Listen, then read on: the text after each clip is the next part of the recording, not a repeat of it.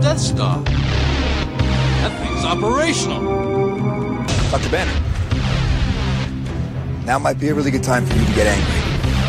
That's my secret, Captain. I'm always angry. Hello and welcome to episode 153 of The Usual Podcast, a podcast where we discuss Star Wars The Old Republic, the Star Wars franchise, and geek and pop culture. I'm your host, Marshall, and with me, as always, from the Midwest that is not as cold as it was, my co-host, Will. What's up, buddy? 853. English, please? I think I mixed up three languages there to say 153. I think you did, too. But that's all right. And we're just sitting here enjoying our usual frosty beverages. What you drinking, dude? I was actually going to drink a Bud Light tonight, but my back's been hurting, so I took some pain meds, and so I'm drinking a soda, Diet Pepsi. But a Bud Light, dude, would have been in honor of one of the trailers we watched during trailer time. That's why I was going to do it, but no. You blew it. That trailer was amazing, by the way. The one with the Bud Light, the Knights, and the Game of Thrones, and the mountain, and the dragon. Yeah. Oh, brings me so much joy. Anyway, I am drinking the Bay. It's a double IPA from Calicraft Brewing Company. And it's got one of those labels that's super just like, I guess Spartan is the way to say it, just super, just basic. It's pretty nice, dude. I like it. I think I've had it before on the show, but, you know, we've had a lot of episodes and it all runs together. So here we are. Oh, nice. Yeah. Is that a bear? It's a little bear. It's a little bear holding hops. Bear with the hops. Look how cute he is. You're a bear with the hops. Indeed. So before we get started, if you have comments or questions, you can find us at theusualpodcast.com. Email us at theusualpodcast@gmail.com. And we are on Facebook, Spotify, Pinterest, Instagram, Twitch, and YouTube. I'm at Darth Pops on Twitter, and Will is at Griggs. We're on iTunes, Stitcher Radio, Google Play, and Plex, so give us a time. Rate us, like us, and share us with your friends if you could. Teespring.com/store/usual podcast is another way to support the show. We'll talk about more at the end. We do have the timestamps in the show notes if you're not a SWTOR fan and if you're not watching live. But thanks to everybody who is in the chat room, of course, and we'll do our best to keep an eye on that. We had our trailer time. Let's talk about our drinking buddies. Of course, Zen, Eddie, and Mr. John Skeen, who we should get on the show in the next time or two, for sure. Nice. And I'll have more about that towards the end of the show, for sure, my friend. So, anything else we need to talk about at the top of the show? Changes, likes, not likes, things? How's life going? Well, it's late here. Well, it's not late. It's about 11 o'clock here right now, but I'm... I do keep forgetting about that, by the way, and I feel bad about that, but... No, it's fine. I mean, you know me. I'm a night owl anyways, but Yeah. my sleep patterns are all off. I'm seriously sleeping like an hour and a half to 2 hours a night. And then all of a sudden I'm like sitting on my sister's couch and I like fall asleep for 4 hours. Yeah. Well, that's, you gotta get a handle on that, buddy. Yeah, I really do. You're doing a lot of yawning on the mic right now. Yeah, I'm sorry because I'm just tired all the time now. That's all right. I'm tired for other reasons, but that's just what I call the things I do. That's what we call a Tuesday. It's a Tuesday. It's a day that ends in Y, as I like to say. All right, buddy. So should we get to Star Wars The Old Republic? Since we haven't talked about that in a while. I know, right? Yeah, let's talk about it. You want to fight? I'm ready. You do not have to stand against me.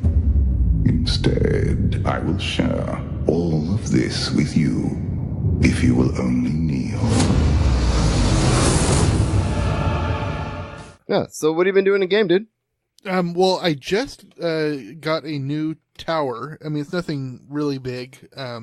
It's really not all that fast, but it's something that I can upgrade here, relatively easily. Good. But for those of you who've been, listening for the last couple of years, like a year and a half ago, my tower went out, and then I lost the operating system off of it. It just, wiped and everything. So it's, so anyways, I've got a new tower. Sorry, I'm actually downloading the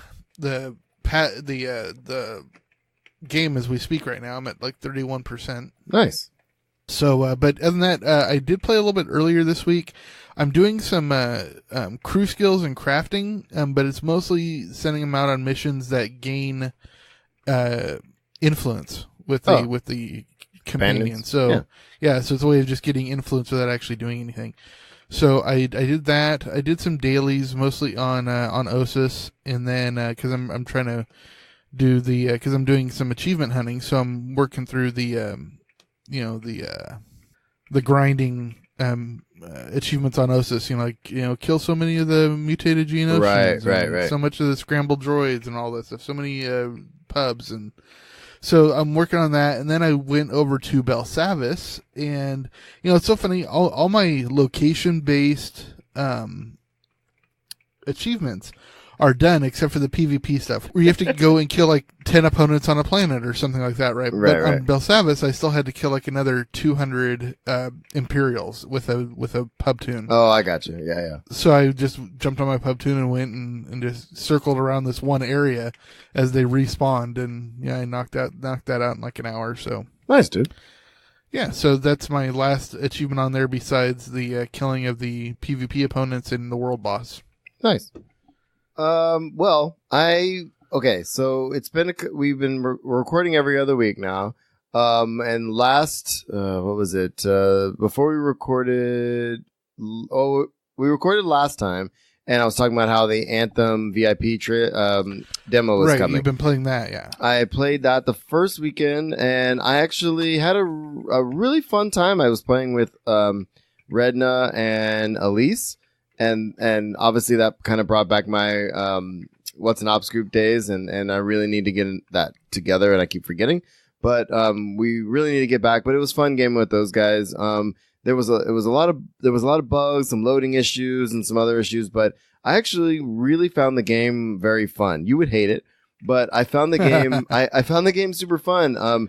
It's kind of like being able to fly around and be in a BioWare game. There was something kind of neat about that. It's not as story heavy as I would like, but then again, it was just a demo. But I literally was like, okay, I really want to play. The open demo was this past weekend. We're recording this on a Tuesday, right? And with the Super Bowl and some other stuff going on, I actually did not get into the game, and it was kind of a bummer. So, the game's coming out at the end of the month. I have my Origin access is how I did it. So it's $15 a month. $15 a month, and you get access to a whole bunch of games. So I'm going to play it when it comes out and see how it goes. And I'll kind of go from there. I'm going to pay for it for one more month at least so I can check it out. So, but cool. That's where I'm at. I do plan to get to back to SWTOR in the next week or two. But like I said, I've been just swamped. Golf season starting. It's just getting kind of gnarly. So I'm doing my darndest to stay on top of all the things. And my writing schedule, and trying to keep up with that. So, like I said, man, I'm all over the place, but I really am trying to make time for gaming. But sometimes all I can do is just play 3 turns of Civ 6 before I fall asleep at my computer. So that's where I'm at right now. Yeah, I just this is my first season in 4 years where I haven't been a track coach. Right. So track season started yesterday, and so I just haven't. I'm not doing it. Yeah, So. No, I mean they're it's been cold here. It's been gnarly here. So we wouldn't probably be going to the course anyway. So next week, we're going to try to get the kids out once my assistant coach can drive, because we have a lot of signups this year. We got about 20 people signed up. So we got to be able to get them all down to the course too. So, but yeah, man. Yeah, from what I hear, the track team's got 94 people on it. Yeah, it's gnarly. I guess almost half the school, almost half of Fort Bragg High School is doing spring sports this year. So it's a big turnout. So yeah, definitely. All right, buddy. A quarter of them are on the track team. Yeah, probably more than that, but that's okay. All right, so here we are.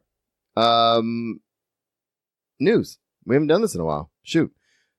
Yeah, news. What do we got? We got a few things. Eric Musco. This was towards the end of last month after we recorded last.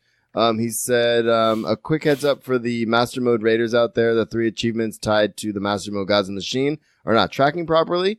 So when completed, they'll show as being earned as when you relog. So it's defeating Isaac's 8-player, 16, and Doom's Delay, which is the timed run achievement. I couldn't imagine doing any of this stuff, but they're trying to fix it all in 5.10.1. So patience as always with these things, right? Right. Speaking of the PTS with 5.10.1, there was a bunch of patch notes on this on the 24th, which I definitely will not go all the way through. But it's a refresh of the PTS. they're testing out the Hive of the Mountain Queen. So there's a bunch of changes and stuff in there. I have not got a chance to check that out yet, so I'm not going to go through it all. But I'm actually excited to check that out. And that I'm toying with the idea of making that be our very last What's an Ops Group run, is doing that when it comes out. So that might be a nice way to get everybody back together. So thoughts on that? What do you think? Sounds like a plan, Stan. Be fun, right? Yeah, like you know me, I'm not much of a raider, so but one of our patrons who I am actually living closer to now, it's actually my sister's wife. She raids every Saturday night she does WoW. And so I keep trying to see if she wants to get back into SWTOR at all, but she's just busy with WoW, and that's her, she's part of a guild there, and yeah, we all have our things, man, but it'd be nice to, it's interesting, though, because you're right. I mean, some people would be nice. We know a lot of people that have left the game and they're coming back. They're playing ESO. They might come back and that kind of thing. But it'd be nice to get some new folks in and see what they think at this late in the stage of the game after all these updates, right? Right. All right, man. What else do we got here? Let's see. On the 25th, what was this about? I forgot. Oh, there was a maintenance. And so some people will get upset when there's a long maintenance. And so basically what they're doing over the last couple of months that Eric put this out, they'll be doing a variety of hardware upgrades on the data centers. So the extended maintenance, like last week's, are specifically for when they're replacing critical hardware. So they're trying to minimize long hours, but sometimes that happens. And sorry, we just got to deal with it, because that's going to because look at it this way, two things. One, newer hardware and hardware upgrades are going to do nothing but increase stability in the game longer term. But it also means if they're willing to upgrade the hardware, that means that they're still technically putting money into the game. They're not going to be replacing hardware systems if they're going to be getting rid of the game anytime soon. Exactly. And I think that's what people forget. They're like, oh my God, I couldn't play the game exactly when I wanted to. And I get that. But at the same time, we got to make sure that they're, if they are planning to keep this game around for a long time, that, we're patient with them. Yeah, they got to do it. All right, man. So season 9 has ended with SWTOR PvP. And Eric says wait, hold on. No, I got this wrong. Sorry. Eric Musco said season 8 tickets will be converted. Oh, sorry. So somebody posted season 9 has ended and I still have season 8 tokens. Are they getting converted, and what should I do with them? So Eric says season 8 tokens will be converted to credits at the same time that season 9 tokens receive that conversion. And this is going to happen in the future update after 5.10.1. So that's important. And then roadmap. This just came out today. And I'm bringing this up because this has come up in some of our circles as well. And they said, okay, are we getting a roadmap anytime soon? And Eric said, and literally, like I said, oh no, not today, yesterday. He said, right now, I don't believe there are any plans for a formal roadmap in the coming weeks. Commenting concerns that isn't because there isn't stuff happening this year, but that we've been making an effort to give you more visibility into content sooner via PTS. With that in mind, here are some details. 5.10.1 is on the PTS now, which obviously everybody knows. And, that will come out in the next couple of weeks, and more timing on that this week. Okay. 5.10.1 is out the door. Look for details on 5.10.2 going to the PTS. So I like that they're doing that. But one last thing, he says we're still locking down details, so I can't announce anything yet, but we'll fully intend to be at Star Wars Celebration this year, which seems like a great place to reveal more details. So they're kind of saying more stuff's coming. We're not ready to say it yet, but also we're doing the PTS thing like everybody's been telling us to do forever. Yeah, speaking of Star Wars Celebrations really quick, make sure you go over and follow SWTORista. Yes. And because she's heading up all of the SWTOR fan booth thing? Mm-hmm. Yeah, exactly. So please go and support that. Definitely do that. All right. So any thoughts on this roadmap thing? You mean this no roadmap? Well, yeah, the lack of. Yeah, no, again, the longer a game goes on, the less they're going to put into the day-to-day communication stuff. But I do like that they're being more transparent in the PTS type stuff, even though it doesn't really apply to me. I'm a fairly casual gamer, so for me, anything new is good. So it's all good. Well, it's kind of funny, man. Is when I first got into this community, Man, it was moment to moment, day to day. I was watching every Twitter feed. I was writing for Tour Wars. I mean, we had to report on every single thing, and there was multiple things coming out per day, right? The fact that they're still even communicating with us 7 years later is, I think, a huge testament to what they're trying to do for this game and keep it going. And the community is great. And granted, we don't get a roadmap as consistently as we want or get what we think we should get as often as we want. But that said, this community has been around a very long time, and there's a lot of people that are very dedicated to it. And I'm glad it's still happening. So anyway, yeah, absolutely. Like, I mean, I've never played WoW, but I mean, do they still have this sort of contact with the Blizzard community management? I'm not sure, honestly. I imagine there's something similar. I mean, Anthem has the same thing.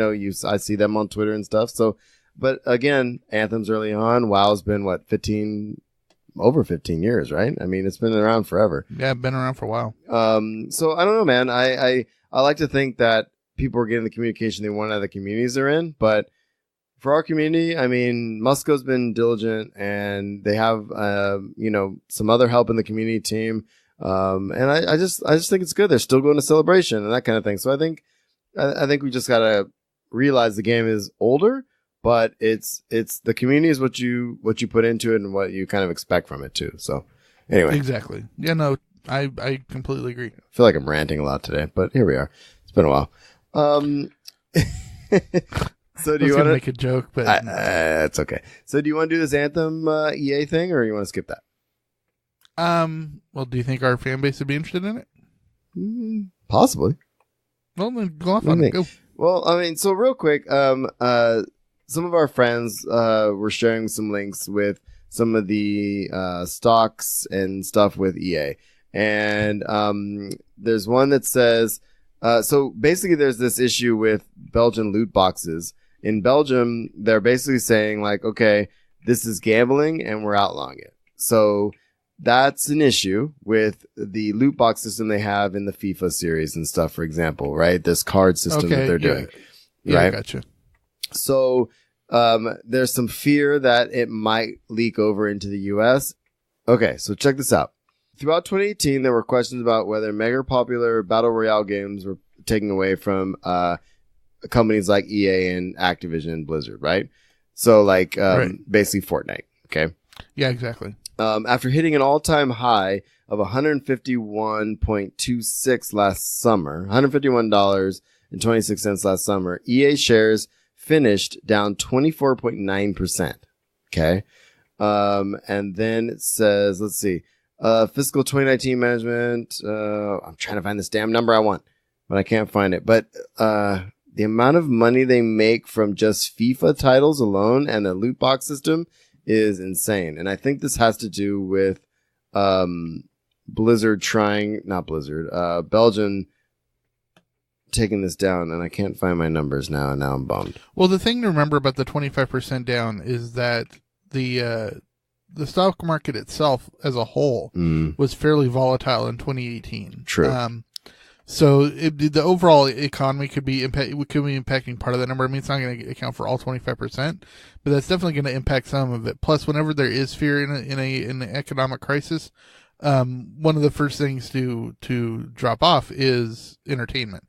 So that could be another thing if there is any economic fear out there. Right. And I was getting caught up on the number, but honestly, like, if they're saying, so EA is basically saying they say it is not a form of gambling.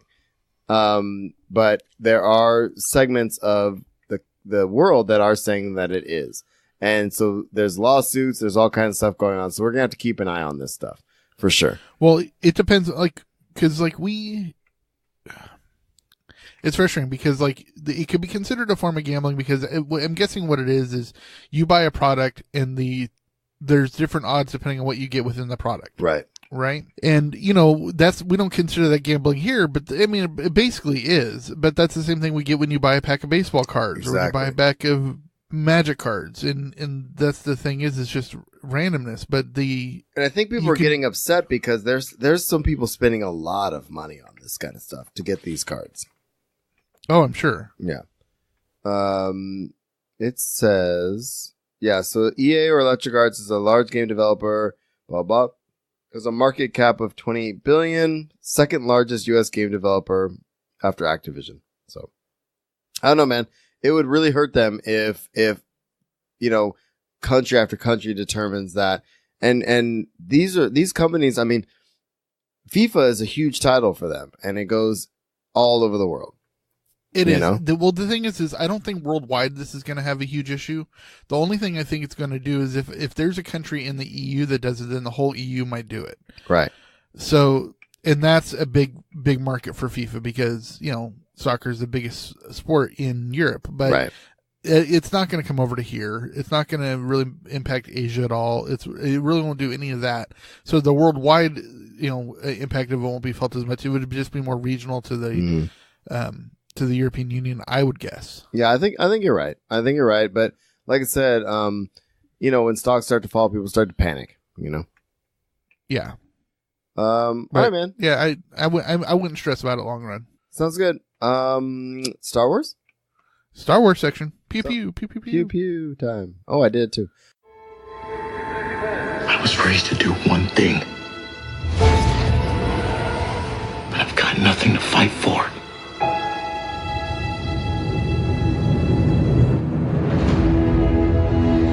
Nothing will stand in our way.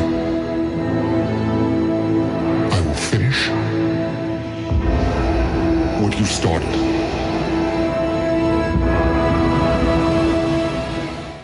So discussion topics, dude. I got a couple things in here. Okay. Solo: A Star Wars Story is getting an Oscar nomination. How do you feel about that? Oscar nomination. And I said, it's actually, it's good that it did. Uh-huh. It's for what? Visual effects, I think. Yeah, visual like effects. that. Yeah, visual effects. There's the one. All right, let's see. I wanted to put this to the top of it because I know you like your Oscar stuff. I do. The thing is there's mostly 4 categories that Star Wars films normally get nominated for. Right? Visual effects, sound effects, sound editing, and sound mixing. Right. Usually. And then occasionally they get John Williams or whoever's doing it will get nominated for, or John Williams, will get nominated for the score. Yeah. Okay. I think if John Williams had done the score first, even if it was the same exact score, if it had been John Williams, he probably would have gotten the nomination. True. Just because of the name. Right. But this is the first Star Wars movie he hasn't done. Because I think he did do Rogue One. Yeah, he did Rogue One, I think. And we already know that the episode 9 is going to be his last one. Right. That he'll be doing. But, the thing is like there were so many other more movies that were worthy of those nominations. I mean, one of them was Avengers: Infinity War, Black Panther. Mm-hmm. You don't just have ILM and Skywalker Sound as being the the ultimate in the field. I mean, right. Pixar's up there, and plus Skywalker Sound and ILM do it for Marvel movies too. So true. I'm really not too worried about it. Plus, I mean, like, even when Star Wars do get the nominations, like for The Phantom Menace, it got all 4 of those nominations, and it lost all 4 to The Matrix. Right. Nominations are important, but I'm not too worried about it with this one. Yeah, I'm just not. So you think they're not going to win it? Oh, no, they're not going to win it. But I think it's good that they got the nomination because this one got panned so much that this just shows that, it's still a very well-done movie. Yeah. Even though it didn't do box office numbers like they wanted, right? Exactly. Okay, so there's a bunch of guests announced for Star Wars Celebration, speaking of, including the voices of Boba Fett and Ahsoka Tano. Which, of course, is Ashley Eckstein. Yeah, absolutely. Yeah, that's great. I really wish I could go to Star Wars Celebration. I know, me too. I'm fairly close, but I just can't afford everything that goes along with it. No, I hear you, man. So a bunch of confirmed attendees, Jet Lucas, who played Padawan Zett, Clone Wars, Revenge of the Sith, people. The guy who portrayed Admiral Satura in Star Wars: The Force Awakens. There's all kinds of people that are going to be there. Man, what's insane about this is we do, we go to Comic-Con, right? And that's right. and that's one thing. But to go to a convention that's solely Star Wars, like, yeah, it makes sense to have voice actors for all these amazing animated shows that they've done be there. So I love that's happening, and I wish I could be there. Yeah, I really wish I could go too. But Ashley Eckstein obviously it makes sense for her to be there because of her universe and stuff as well. So. Oh, absolutely. All right, man. Ton of episode 9. Well, I say a ton, but not really. The last thing I have in here is no episode 9 trailer, which a lot of people thought was going to happen during the Super Bowl. Nope. Didn't think it was happening. You didn't think it was happening? No. So we talked about this some odd weeks ago. When do you think it is going to happen? Because it has to happen. I honestly think they're going to hold off on a little bit, and I think it'll probably get... you think it'd be Star Wars Celebration, probably? We'll either get a soft release to online right around Celebration, or it'll get released to like a private, not a private screening, but kind of like they do at some Comic-Con events where it's not open to the public. Oh, okay. At Star Wars Celebration, and then get it released on Infinity or on Endgame. Oh, that's a good point, actually. The official trailer being an Endgame, maybe. Yeah. All right, I'm with you. So there's some teases, from some set photos. Star Wars Episode 9 has a snowy planet. Are you shocked? Shocked? No, not at all. We've had snowy planets a lot. Well, not only that, but Star Wars, it's so funny. Star Wars loves having planets that are all one thing. Right. Right. And I'm sure it really helps with production design. Well, sure. Where you don't have very, you've got a lava planet, you've got a snow planet, you've got a desert planet. When you don't have to change environments within a planet, it makes it a lot easier. Right. So no, of course not. I mean, I think it would be more exciting if we find out it's Hoth. Yes. That would be amazing. But it could be, why am I drawing a blank? The one at the end of... Not Scarif, but the one... Well, that one blew up. The one... That had snow on it. The one with... in SWTOR. Star Killer? No, SWTOR starts with an I. SWTOR, Illith... no, not Illith. Ilum, yeah. Yeah, I mean, it would be really cool to bring something from the EU. Ilum would be badass. I can't imagine them doing that, but man, that'd be freaking cool. I know. I mean, and because there's really no major story stuff except for the Gree that have to do with Ilum, but it's such a disparate time sequence that you could just have it be the same planet and just things have changed. Yeah, that's a good point, man. Well, we'll have to see. I can't imagine them going back to Hoth for any reason. I imagine it would be a brand new planet. Or Ilum or something from the EU would be kind of cool too, but I don't know.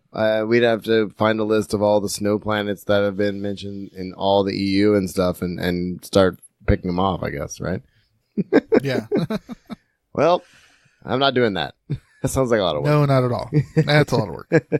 All right, man. So I really like this story. Anthony Daniels, obviously, he posted on the Twitter that it was his last day filming for episode 9.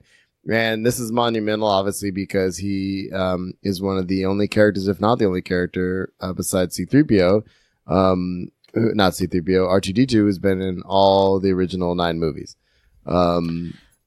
So it's kind of a heartfelt goodbye, right?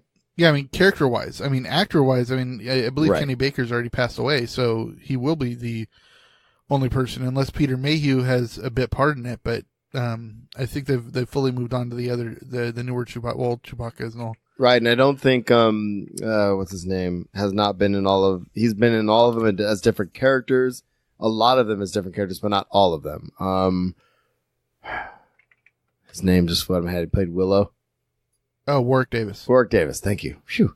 But yeah, he's played different characters. He's been in a lot of the movies, but I think C-3PO has been, and not only that, I mean, Anthony Daniels has been in the animated series and all this other stuff too. So, I mean, Exactly, and the fact that this is going to be the end of the Skywalker saga, and he was built by Anakin, so it's the one thing people keep forgetting from Phantom Menace is that whenever he says thank the Maker, he's thanking Vader basically. Well, he is, but also like that doesn't mean it's the end of him.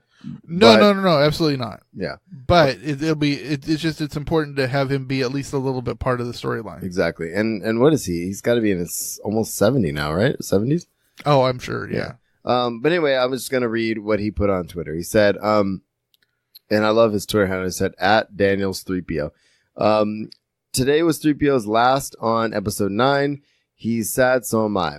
But we're so proud to have worked with such a lovely, talented cast and crew, led by JJ and Kathy.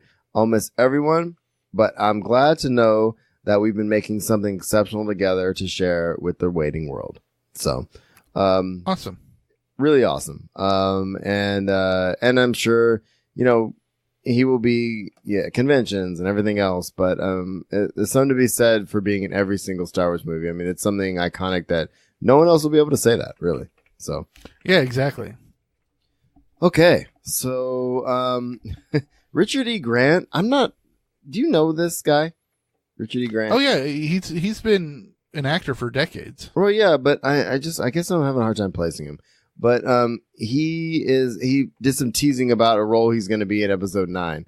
But I'm not sure what a lot of people were saying that. A lot of people were saying originally that he might be. Grand Admiral Thrawn is what they're assuming. Thank you. Yeah. But that's already been debunked for a while now. And he even says, I'm not playing the Star Wars character you just mentioned, but I'm not allowed to tell you anything, otherwise I'd be fired. So. God, if Thrawn was in episode 9, I would literally never leave that movie theater. I would just be like, if you play that, you just gotta play the movie again. I would lose it. I would lose it. Anyway, Disney Plus live action, Mandalorian. Yeah, so Mandalorian. Of course, we're getting more and more news because production is wrapping up soon, and so all that fun stuff. But they added the stunt coordinator for Batman v Superman. So I like to think that this means it's going to be pretty awesome, right? Yeah, I think that'll be awesome. I just hope somebody doesn't say Martha. I hope they do. I hope at least 8 characters are named Martha. Okay, so Galaxy's Edge, and this is maybe this will be the time I'm going to say it. I'm going to say it. You're going to say it. I'm going to say it. So, speaking of Galaxy's Edge, actually, I think I mentioned it last time we recorded. For my 40th, I'm going to go to Disneyland. Did I tell you that? No. Okay. So I've been trying to figure out like what I want to do for my 40th birthday. And I'm like, well, I really want to, I don't want to do a big party. I don't want to like have my wife like this pressure of like some surprise thing or something. I just want to be somewhere I want to be. Right. So what I'm thinking of doing, and right now this is, we're pretty close to booking the whole thing, but, we're going to go down for the weekend. Spring break coordinates with my birthday this year. So, interesting. Yeah. So, we're going to go down that weekend and play some golf, and then we're going to fly out Sunday and then do a few days in Disneyland. And I think Iverson and those guys might be down there too. At the same time, they were thinking about going then too. But through Costco Travel, dude, the prices are insanely interesting. Really? To the point to where like it's insane that I haven't done this before.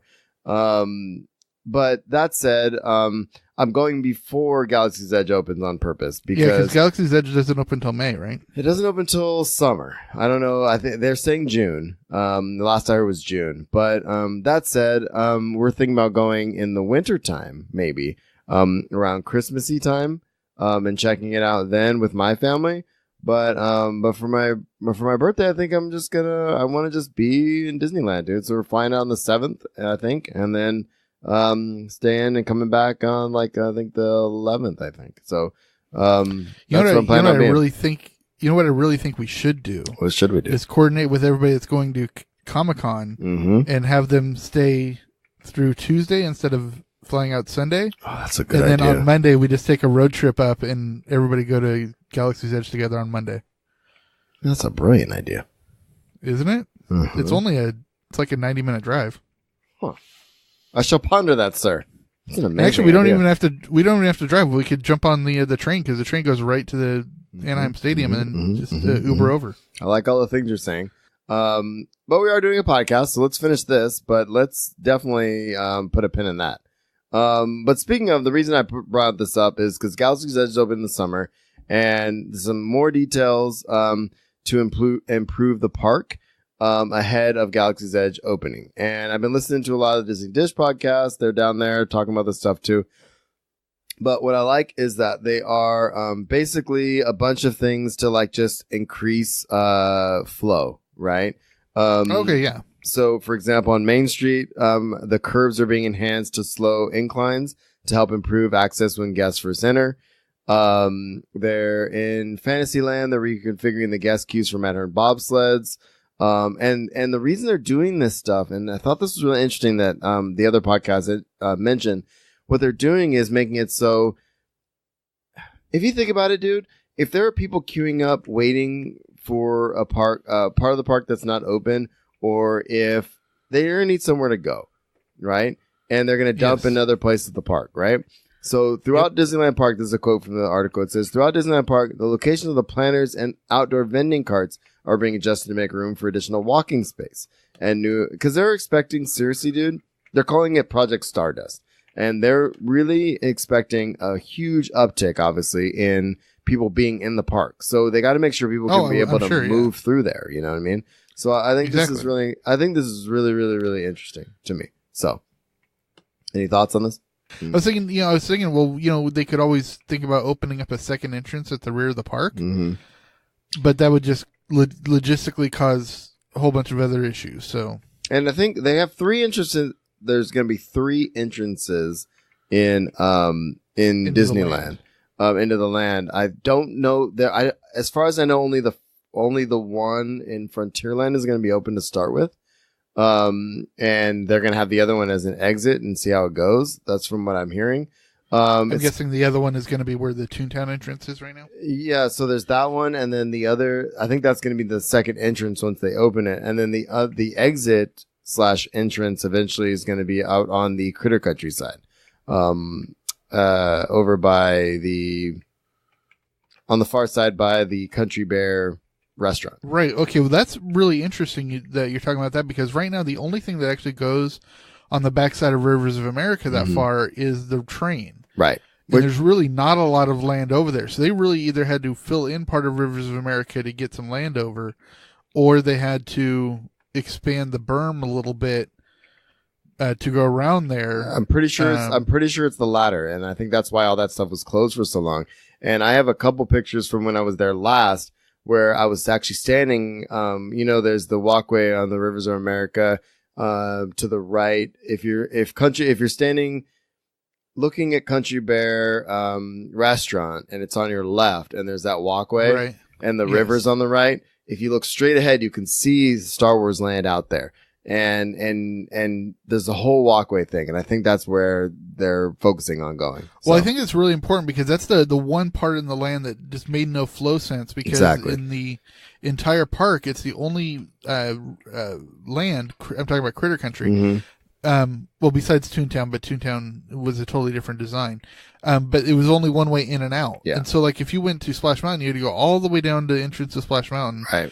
And the exit, and then you had to go all the way back up that hill, which is, totally fine. But if you're dealing with larger crowd sizes and everything, you would want to have a back exit out of there towards a different land. Right. And if they're doing that for Star Tours, then yeah, that's or for Star Wars Land, it's definitely going to help with flow. And it's frustrating too, because I love that section of the park, but when you get back there and like there's Fantasmic is going, for example. Right. Yeah, you're committed to being back there. Yeah, you're like, oh my god, we can hit Splash Mountain because there's no wait, and Fantasmic's going on. Okay, cool. But getting back is the biggest pain in the ass that it could possibly be, because you have to wade through all of that traffic to get back. So I think that would open up the park quite a bit. But at the same time, I don't know what that's gonna look like when Galaxy's Edge first opens. So. But we'll see. I'm really excited to see how they end up doing it. I know it's going to be crazy in the start, and I just want to see it from the outside, and then I want to go a few months later and check it out. So That's where I'm at right now. Exactly. So, all right, buddy. So we've got Theme Park receives its own comic series. There's going to be a Galaxy's Edge comic series that's coming out as well. Which I makes think is a lot of interesting. sense. And I'm sure it's going to tie in with the Thrawn Alliance book. Yeah. Which the timing I think is right on that. And I don't know if we have a date on this one yet. I don't see a date on this, but it says Galaxy's Edge opens. Oh, it just talks about when it's going to be opening. Okay, so I don't know when the comic's coming out, but and then I thought this was a cool way to end merchandise for the Star Wars section is J.J. Abrams is getting his own Funko Pop, dude. Yeah, that's awesome. And I think it's amazing. He's wearing that blue shirt, jeans, and he has his arms crossed, the glasses. I think it's sick. Super cool. Yeah, what I think is kind of weird about those, it's actually joining a line of directors that they've already done. But James Wan, who did Aquaman, which is fine, but he also did the Saw movies. He got one before J.J. Abrams did. So I wonder if it was a licensing issue opposed to. So it's possible. So that would be kind of. But I do like the blue shirt and everything. It's great. Yeah. Awesome, dude. Should we get to the last section of our show? Absolutely. See that transition? It was smooth. I can't imagine any kind of future where I'm a hero. Well, you're not. In the future, none of you are heroes. You're legends.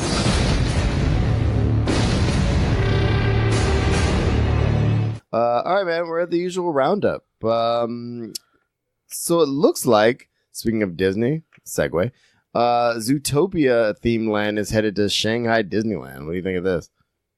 I just heard about this on another show earlier. Great. I mean, I hear the movie's fantastic. I haven't watched it yet, but I do know it made a lot more movie in Asia than it did here. Really quick, by the way, I did just look through that. The comic series is coming out in April. Nice. Wait, you didn't see Zootopia? No. I know the characters mostly from the game that I mentioned during our top 10 last week, right? Which was Disney Heroes Battle. Yeah, I've been playing that actually. It's been kind of fun. Oh, really? Yeah. So, text me what server you're on, and if we're on the same server, then we're gonna have to meet up somewhere. All right, sounds good. All right. So, anyways, no, but I really do want to see it. I just haven't made the time for it yet. What was interesting is they were talking about how, and I heard this on the other podcast I was talking about earlier, but there was talk of the Zootopia land going to Animal Kingdom in Disney World, and now I guess Shanghai's picking it up. I think Shanghai makes more sense. It's a big movie in Asia. Kingdom, yeah, the thing with Animal Kingdom is it's taking a land which is designed to embrace the nature and the majesty of animals, and including, speaking animals in there. That's just kind of weird. Yeah, I think that's a little strange, but myself.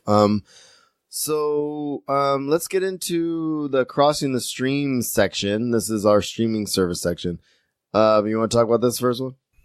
Yeah, so CBS All Access is, we talked about it during trailer time, that Jordan Peele's new iteration of The Twilight Zone is going to be premiering on CBS All Access, and that'll be April 1st. And I guess he's producing it and hosting it, right? I don't think he's not doing any of the writing and stuff as far as I know. I don't know if he's doing any writing, but I do know he's producing and hosting. Which is, I think, pretty cool, considering what he's doing. Oh, absolutely. And something else, CBS. Yeah, so it's just been announced that Stephen King, The Stand, is being turned into a TV series. And they've been talking about this for a while. I mean, there's the miniseries from, the 80s? 90s?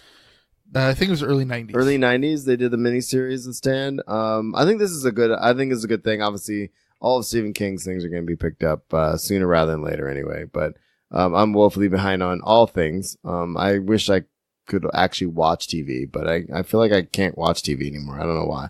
But I'm really interested in The Stand, Yeah, I mean, I don't know what's about his writing style, but I've never been able to get into his books really. Mm-hmm. But I do like the stories, and so I do like the movies and stuff. Definitely. What else we got? So the Disney Plus service there's some news that Bob Iger came out on their investors call last week that we're going to be talking some other news a little bit later, but he actually said that Disney isn't going to be putting just Disney content on the Disney streaming service. They're going to license other stuff. Oh, interesting. Which isn't unheard of, because before they got control of them, they licensed Star Wars for Star Tours. They licensed Indiana Jones for the Indiana Jones ride. So they already have a history of licensing stuff for their own use. Right. Which is funny because they don't like licensing their own stuff out. Well, and they don't, but also, like, think of all the partnerships over the decades too, of, like, just advertisers and stuff like that, like the crossover absolutely. And stuff. I think that's interesting. So, well, I mean, if it wasn't for ABC picking up the Wonderful World of Disney and shows like that, they wouldn't have made it through some of their tough times. Right. For Disneyland. But the big thing here is that the first license work that they're picking up is called The Grim Legacy. And it's based on a series of young adult books. So we'll see how that is. That sounds cool. Yeah, absolutely. What else we got here? Netflix? Oh, this. Okay, so what do you think of this? I'm excited about this one. So Chris Evans and Tom Holland are starring in a Netflix serial killer drama called The Devil All the Time. That sounds phenomenal. For those of you who know me and talk about what podcasts we listen to and stuff, I'm a big fan of like true crime serial killer stuff, and so this will be really interesting. So I'm looking forward to seeing where this goes. I still haven't watched I Am the Night yet, which I need to watch the first 2 episodes of that, but I want to watch that. I'm excited for this. Sounds good, dude. And I'm excited to see Chris Evans, and even Tom Holland, man. I mean, the two of them, they're great in their Marvel roles, but Netflix is right. Pick them up and put them in a drama and see how they do. And I think they'll be great. And I'm looking forward to that.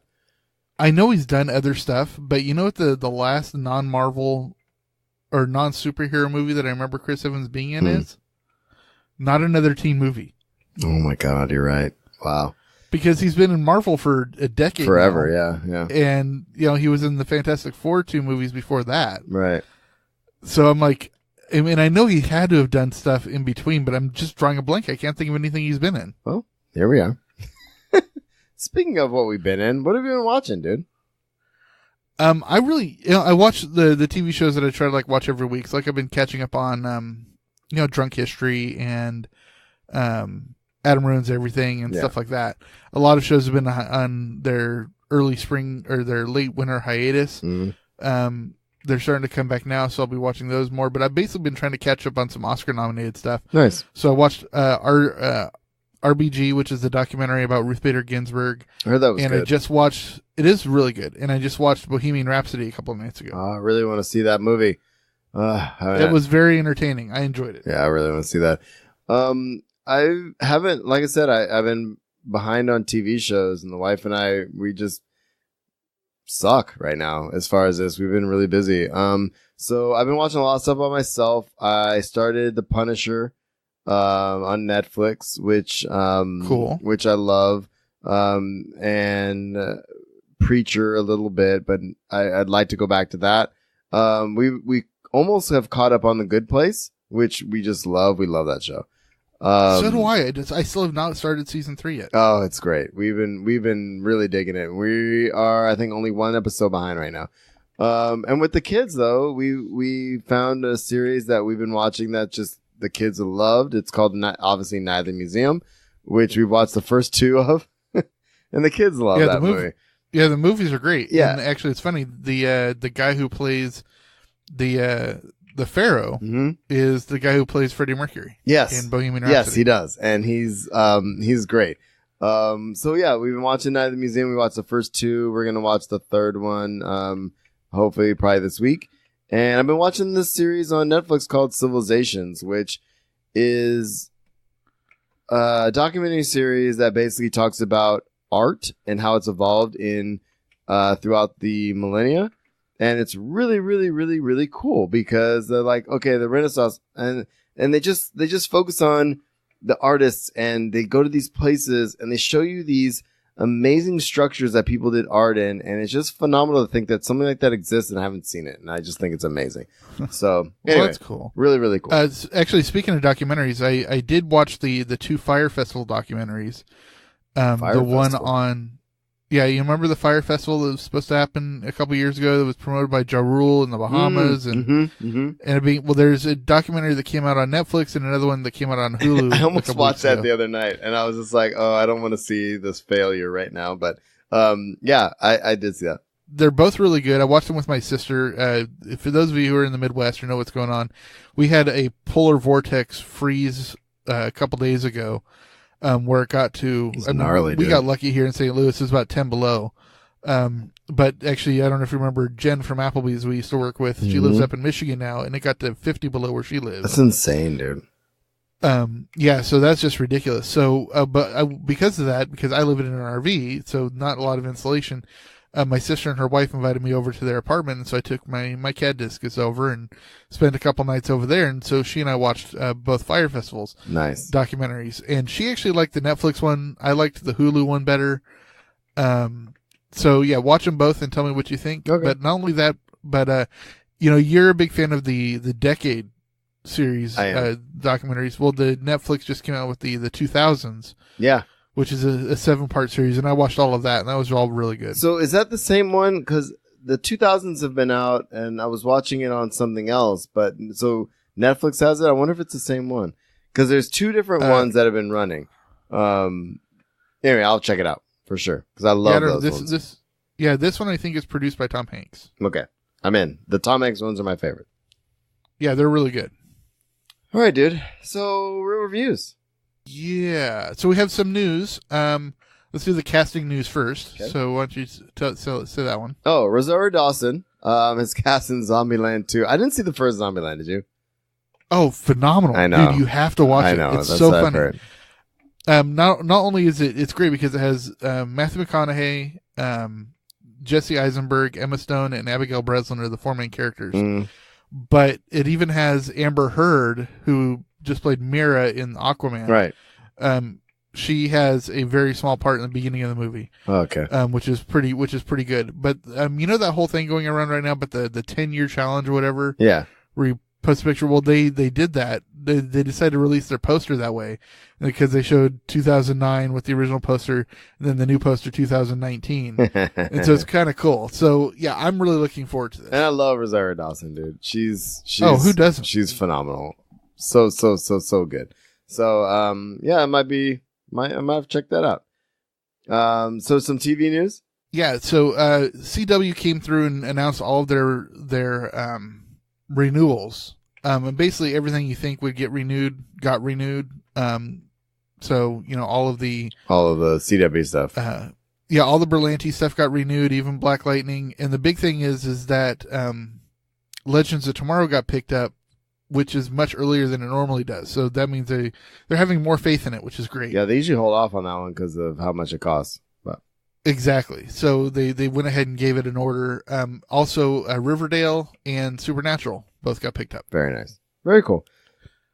All right, man. What's next? Fuller House has been picked up, and they're going to be having their last season. So they're going to be having an upcoming season 5, and that'll be done. Can I just say that I'm excited about that?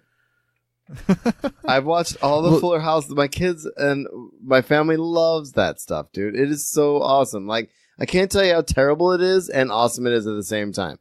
Like, if you were a Full House fan back in the day, and I've said this before, if you're a Full House fan back in the day, Fuller House is exactly the same, but like with the kids as the adults, and then the parents come back, and it's just amazing. It's just so good. I love it. Exactly. I watched it. It's entertaining. It's the same for the same people that would have liked Girl Meets World. Yeah, I mean it's not good, but I love it. I mean, and I love Girl Meets World. So judge me. I don't care. I judge you all the time. All right, so tell me about this Ted Bundy thing. Well, we actually have there's in the whole zeitgeist of pop culture. There's a whole bunch of Ted Bundy stuff going on right now. Yeah. Because there's a new Netflix series called Conversations with a Killer, and it's interview tapes. It talks about the interview tapes with Ted Bundy. Yeah. So I've heard nothing but good things about the series, and I hear it's great, and I would like to check it out myself, but I have to be in the mood for that kind of stuff. That said, there was a bunch of people online, I guess, saying like how hot he was and like really like making it creepy to the point to where like, oh man, like this guy is so amazing. Like and people are forgetting like they're watching this thing, but like he's a serial killer. He's a terrible person. And he is, and was, but yeah. Well, yeah, that said, but that said, like Netflix actually had to come out and say, okay, can you please stop with that? Like they basically said, please stop saying that we put the show out for this reason, not to bring attention to him in a sexual way. You know what I mean? Because that's the worst thing you can do. If that makes sense. The couple things about it though is there has been a new film about Ted Bundy that has been produced, and it got picked up by Netflix. Is going to be putting it out, and it's with Zac Efron as Ted Bundy. Now, the reason why you're getting somebody like Zac Efron to play him is, objectively, he was a handsome man, I mean, but that was the thing that was part of his charm, is he was able to pick up college co-eds, of course, because he was that just affable, good-looking man that you would see in the neighborhood. And actually, if you're a big fan of Mark Harmon from like NCIS and stuff, one of his first roles back in the early 80s was he was in a TV movie. I think it was a 2-part miniseries called The Stranger in My Neighborhood or The Stranger Next Door or something like that. Yeah. And he played Ted Bundy. And Mark Harmon's an attractive man too. I mean, it's just that is what, I mean, you just can't get by. That's part of his thing, is he had this charm. Right. And so it's understandable that people would think this way, but it is also important you have to tell the whole story. Well, you also have to understand that like that's not the point of the putting the content out there. You don't want no. You know, and that kind of thing. And I think that Netflix was trying to differentiate, like really separate themselves from what people were saying and the point of the content. You know what I mean? Exactly. But you also have to remember that in this, I know you're not a huge fan of true crime. I mean, I am, but it's there's this whole subculture within the true crime thing where people do become infatuated with these people. No, I understand. I mean, I can't tell you how many people that there are serial killers in prison that get just, marriage proposals like crazy through the mail because from people that they don't even know. Right. Yeah, no, I hear you, man. I just thought that was interesting. I don't know. I don't know what else to say about it, if I'm being honest. No, it's just weird. It is just weird, but not trying to say that they're weird, but they're weird. But anyway, here we are. Yeah, exactly. So it was also brought out this week that Archer season 10, which is going to be the final season, is going to be coming out in April, which makes sense because that's when last season's Danger Island came out. Mm-hmm. So we'll see how this goes. This one's supposed to take place on a spaceship called the USS Figgis. And if you remember the last episode of last season, the end of the episode ends up with Archer waking up from a cryogenic sleep on a ship. Right. I'm really excited about anything that has to do with Archer. Yeah, I'm really wondering where they're going with this. So, because you remember, all these past few seasons have been really high concept, and it's all been because Archer's been in a coma since the end of season 7. And I'm hoping they bring it back, honestly. 7. Well, what I'm thinking this is that we find out that everything since season 1 has been happening while he's been under cryogenic sleep. That'd be funny. And it just turns out the first, major seasons all happened to do with the spy agency, and then it went on to everything else, but it all happened in his cryogenic sleep.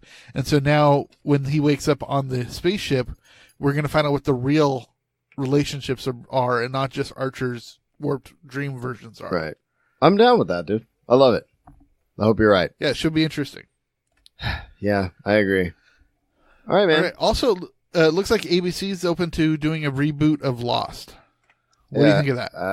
I saw this today, and I immediately was of two minds. One, I said, "Oh, Lost," and then I said, "Oh, Lost." So I don't know how I feel about it. Honestly, I enjoyed the show. I don't, obviously the ending in the last season or two were a little interesting, but I actually really enjoyed the show, and it was one of the early TV shows that I watched with the wife. That said, do we have to reboot everything? That's a good question. But the thing is, I hope it is a reboot and not a remake. Yeah. I just want them to go off on a different place in the same universe. So they could always bring back guest stars if you wanted to. That would be, I think, the way to go. I'm one of the few people, I enjoyed the finale. I think it paid off fine, so I'm okay with it. No, it was fine for me. I mean, like I said, I enjoyed it. I know there was a lot of controversy around it. I'm an easy sell, dude. I actually had no real you're issues. Easy overall. Yeah, I am easy. And I had no problem really with Lost. I really I like episodic television, and I like seeing how things end up. And, I've been watching, how many seasons of Doctor Who have I watched? I mean, come on. Exactly. I like big butts. Yeah. And I don't like to lie about it either. But my thing is too, I watch things like Scrubs and Parks and Rec and The Office. And then when you get into the dramas, the stuff we've watched, man, I like it a lot. And I just don't want them to, I don't want it to be more of the same. I would like it to, because the thing is you can't reboot Lost, because part of the appeal of Lost was the fact that you were trying to figure out the world as you went. Like if you reboot it, you have to tell a new story, because otherwise you're like, well, we know what's going to go, we know what's happening. So why bother telling the story? You know what I mean? What I would do is, like I said, I hate the word reboot, because reboot imagines that something is dead, right? Right.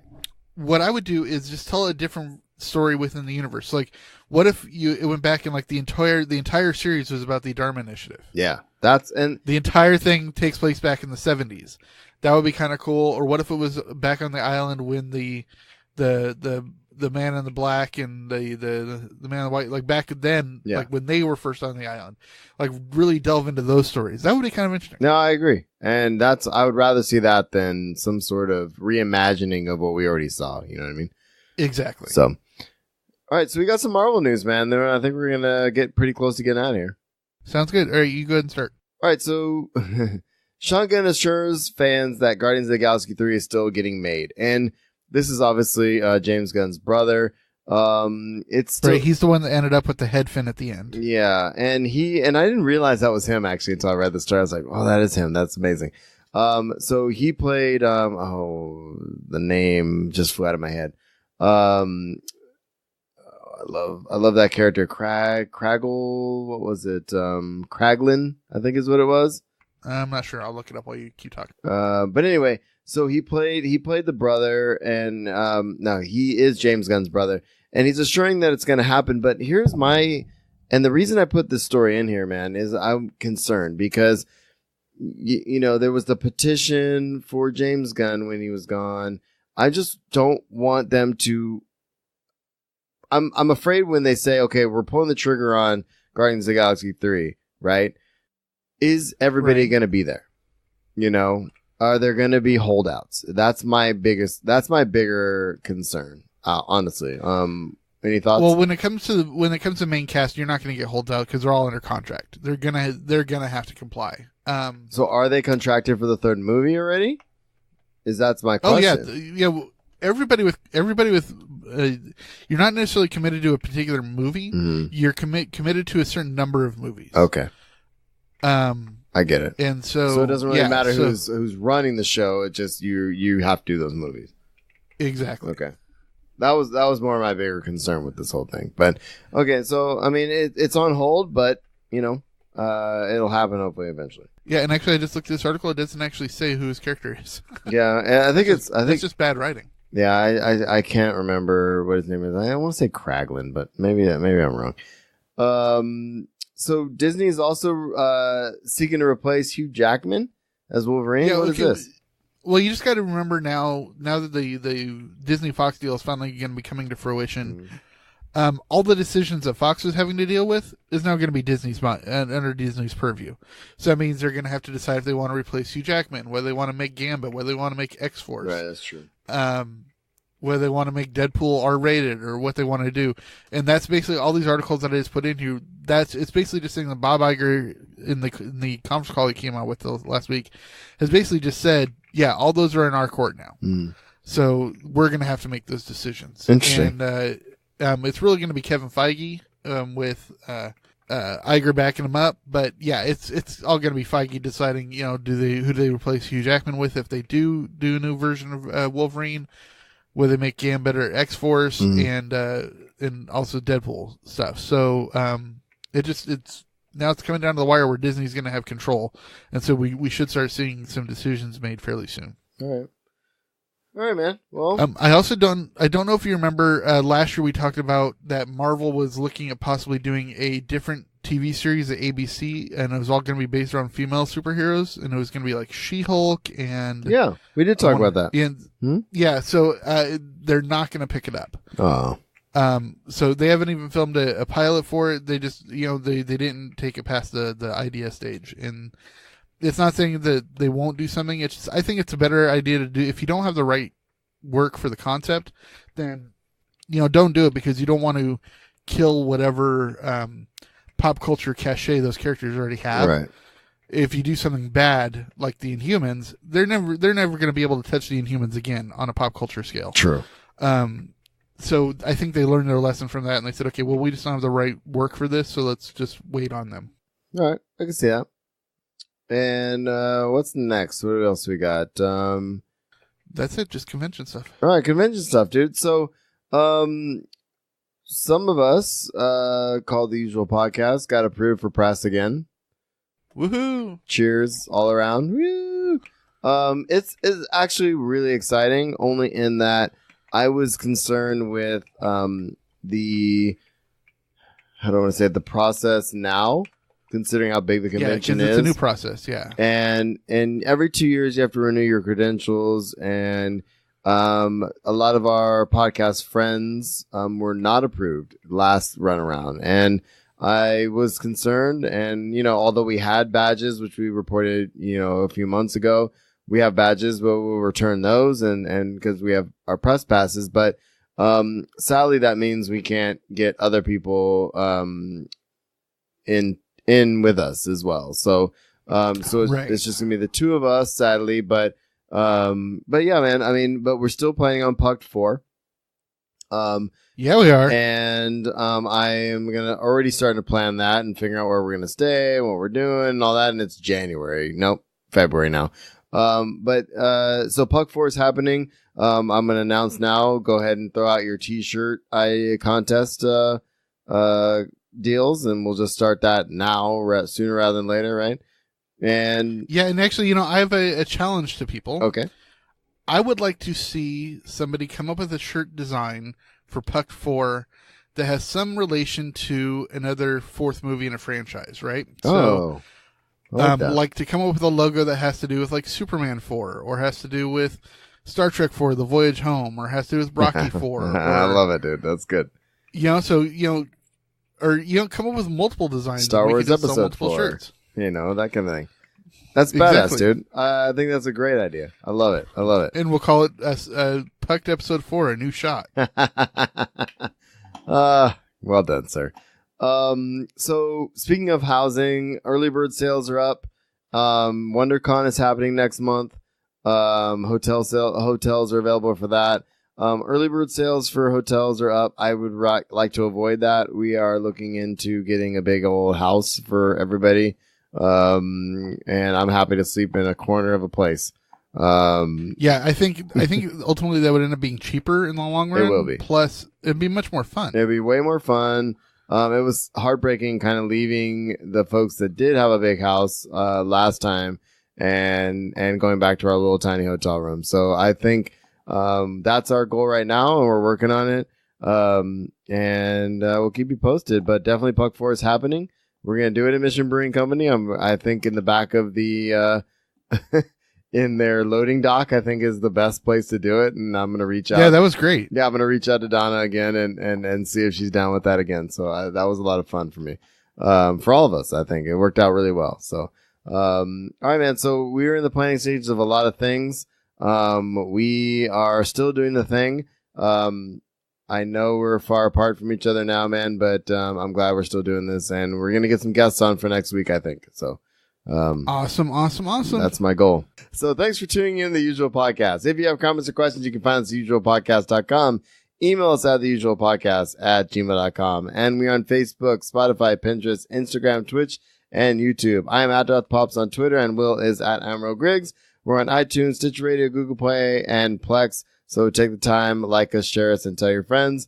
A couple ways to support the show. audibletrial.com/usualpodcast. Get an audio book on us for free. I've been reading a ton of awesome stuff, and check out my Twitter for that. teespring.com/stores/theusualpodcast. And the best way to support us, obviously, is patreon.com/usualpodcast. And you can give us $1 or $2 or more an episode. And actually, it's not really an episode. Well, yeah, give us $1 or $2 an episode, and we'll love it. Yep. And like it. Word. And whatever. Anything else, my friend? No, but just make sure whether you're in bitter cold or you're pouring rain or snow wherever you are, just make sure you keep having a fun. Have a fun by the gods, and we'll see you all next week. Peace.